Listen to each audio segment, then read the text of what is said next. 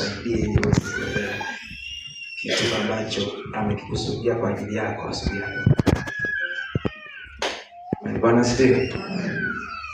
Amina. Ninachoamini ni kwamba hakuna mtu ambaye anafanya kazi yoyote ambaye hatarajii maongezeko kwenye kitu anachokifanya. Kila mtu anatamani kuona mafanikio kwenye kitu ambacho anakifanya. Mwanafunzi anapokuwa shuleni, kwenye akili yake anatamani kwamba afaulu baada ya masomo yake. Unapofanya biashara, unapokuwa unalima, mfugaji, moyoni mwake anajua kwamba nitafanikiwa. Kwa hiyo hakuna mtu ambaye anafanya jambo akiwa na makusudio kwamba mwisho wa siku hatafanikiwa. Hayupo.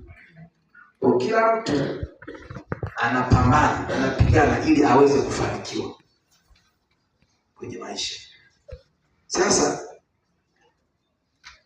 swali linakuja, kwa nini kuna watu wengine wamefanikiwa na wengine hawajafanikiwa kwenye maisha? Bwana asifiwe. Ukisoma kitabu cha Mwanzo sura ya kwanza mstari wa 27 na 28, utaelewa kwamba Mungu alipokuwa amemuumba mwanadamu, hakumuumba aje kuteseka duniani. Mungu hakumuumba mwanadamu aje kupata shida. Biblia inasema hivi, kitabu cha Mwanzo 1:27 na 28, Mungu akaumba mtu kwa mfano wake. Kwa mfano wa Mungu alimuumba, mwanamume na mwanamke aliwaumba. Mstari huu tu unatupa picha kwamba Mungu alimuumba mwanadamu, alimuumba mtu kwa mfano wake. Sasa Mungu, utakujua mwanadamu hakuumbwa ili ateseke au aishi maisha ya shida. Mungu alimuumba mwanadamu kwa mfano wa Mungu. Mungu haishi kwa shida. Mungu hana maisha ya shida. Mungu hana mawazo, hana shida ya kwamba leo utakula nini, utafanya nini.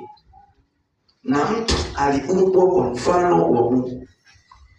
Manake tunapokutazama wewe, tunamuona Mungu. Ndio maana Yesu mahali fulani akawaambia wanafunzi, mnataka kumuona baba mwingine wakati mimi niko hapa?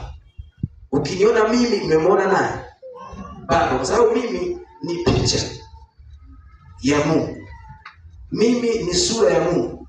Kwa hiyo hata mwanadamu naye ni sura ya nani? Ya Mungu. Ukimwona mwanadamu, umemwona Mungu. Maana aliumbwa kwa mfano wa Mungu. Aliumbwa kwa sura ya Mungu. Kwa hiyo hakuumbwa ili apate shida duniani. Mstari wa 28, Mungu akawabarikia. Na ieleweke kwamba hii sura ya kwanza hii, Mungu alipomuumba mwanamke na mwanaume, alikuwa bado hajawapa mwili bado. Manake aliumba roho zao, aliumba spirit kabla hajawapa miili. Miili wanakuja kupewa kwenye sura ile ya pili. Bwana asifiwe. Kwa hiyo Mungu alianza kuwabariki hawa watu. Huyu mwanadamu alibarikiwa kabla hata hajapewa mwili. Kwa hiyo Mungu akawabarikia. Mungu akawaambia zaeni. Kwa hiyo Mungu alipowaumba hawa watu akawaambia mkazae. Kila mkifanyacho kikazae. Biashara ambayo utaifanya ikazae. Kilimo unachokilima kikazae. Kila jambo ambalo Mungu aileta kwako kwenye maisha yako, alikuambia kwamba ukazae. Ukazae watoto, biashara ikazae, mashamba yakazae, kila kitu ambacho unakishika Mungu amekuambia na amekiamuru kikafanyaje? Kikazae. Kwa hiyo kumbe wazo la Mungu la kwanza ilikuwa mwanadamu aishi maisha ya mafanikio. Haleluya. Haleluya. Akawaambia wakazae, hakuishia hapo. Akawaambia mkaongezeke.